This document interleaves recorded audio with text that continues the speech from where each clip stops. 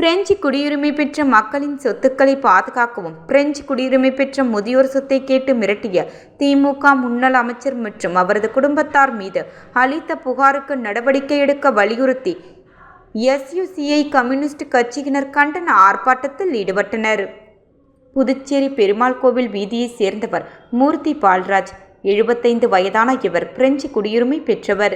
இவருக்கு சொந்தமான 2200 சதுர அடி இடம் புதுச்சேரி நகர பகுதியான கொசக்கடை வீதியில் கடையுடன் உள்ளது.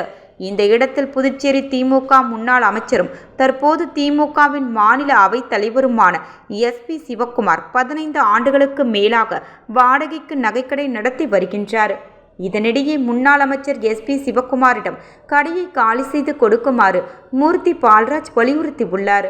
ஆனால் கடையை காலி செய்யாமல் ரூபாய் 5 கோடி மதிப்பிற்கு விற்பனையாகும் இடத்தை ரூபாய் 2 கோடிக்கு தனக்கு விற்பனை செய்யவும், அதில் ரூபாய் 50 லட்சம் முதலில் கொடுத்தவுடன் தனது பெயருக்கு பத்திரப்பதிவு செய்து தர வேண்டும் எனவும், மீதி பணத்தை பல்வேறு தவணைகளாக தருவதாக திமுக முன்னாள் அமைச்சர் சிவக்குமார் இடத்தை அபகரிக்கும் நோக்கத்தில் இடத்தின் உரிமையாளர் மூர்த்தி பால்ராஜை மிரட்டி உள்ளார். இதில் அதிர்ச்சி அடைந்த அவர் இதுகுறித்த புகார் அளித்தும் போலீசார் எந்தவித நடவடிக்கையும் எடுக்காமல் காலம் தாழ்த்தி வருகின்றனர்.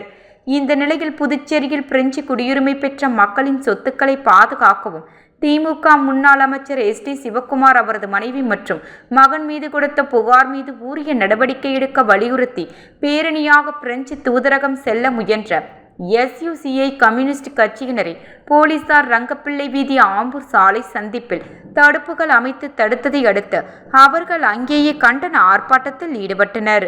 அப்போது தங்களின் கோரிக்கைகளை வலியுறுத்தி புதுச்சேரி அரசுக்கு எதிராக கண்டன கோஷங்களை எழுப்பினார்கள்.